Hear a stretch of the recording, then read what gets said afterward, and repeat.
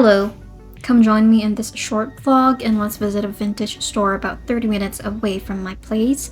And of course I'll ride a tram to get there. I'm very awkward filming myself in public as I'm not used to doing this at all, but thought I might as well try this today. I brought my book with me, which is Boys in the Valley by Philip Fracassi. I gave it a 4 out of 5 stars, and bonus points for such a bright and sunny day. Around 4:07 in the afternoon, I have arrived. And so this is the Retropolis. So I had a purpose of visiting this specific store as I was searching for a fur coat for a vintage photo shoot for my model, and I was searching for inspiration in the process as well.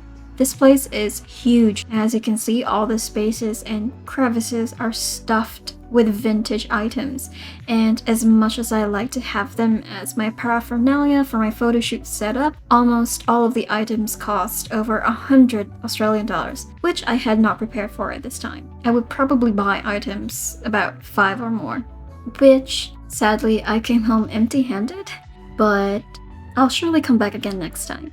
Yeah.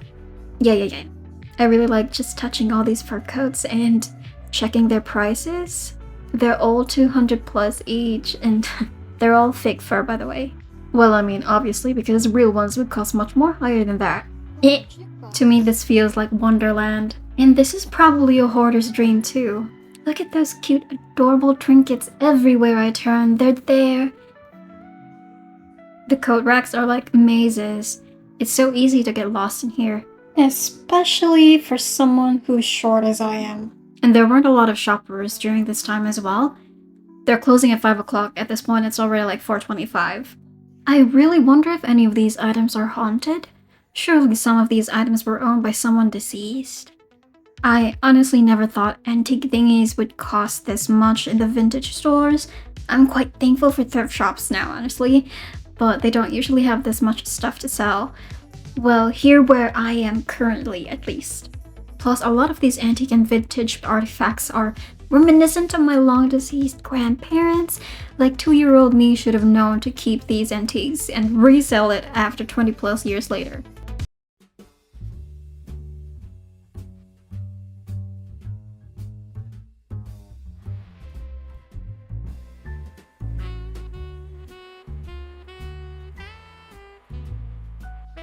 Also, did I mention this is a large store? Moments later, it occurred to me to ask the owner if my model and I can do photo shoots here, to which she replied, yes, but it'll cost $200 an hour. And knowing that I like to take my time plus wardrobe changes, the session can go about 3 hours. Perhaps I'll get back to that offer in the future, when I have a proper crew and stuff. Like, this whole space can be a studio by itself. I just need to bring a couple of lights, my camera, and a model, and my makeup trolley. Look at these corsets, there's so many pretty corsets.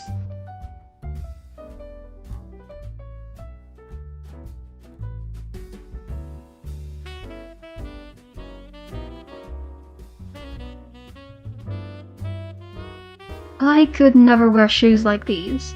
My ankles are not strong enough for these. But they're very funky.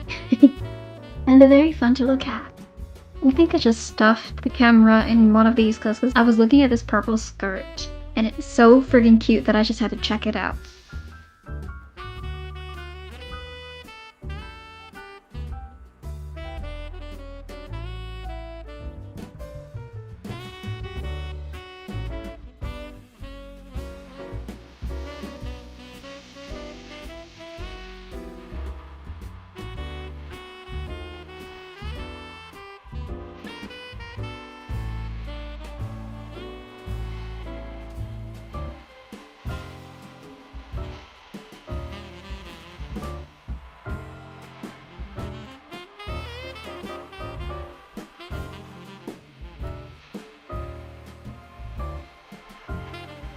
Okay, at this point I'm moving towards furnitures, kitchen and dining stuff.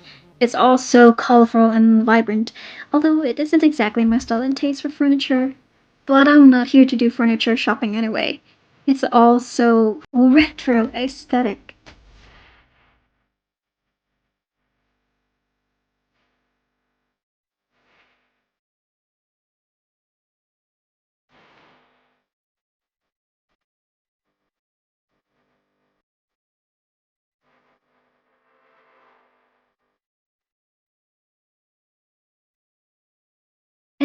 and more fur coats. This place is packed full of fur clothing, top to bottom.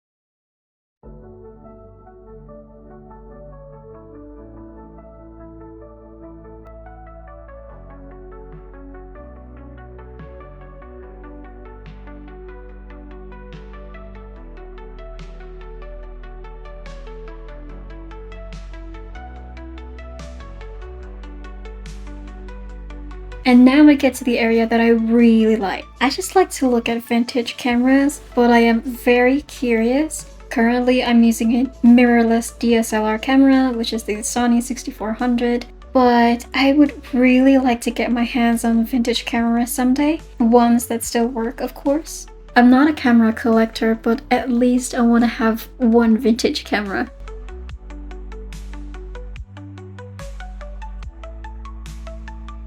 This ad reminds me so much of elven clothing. Like, just look at that, it looks so regal. Green and gold. And more corsets and undergarments for some maxi time. This is what I imagine ghosts wear when they go haunting in their haunted places.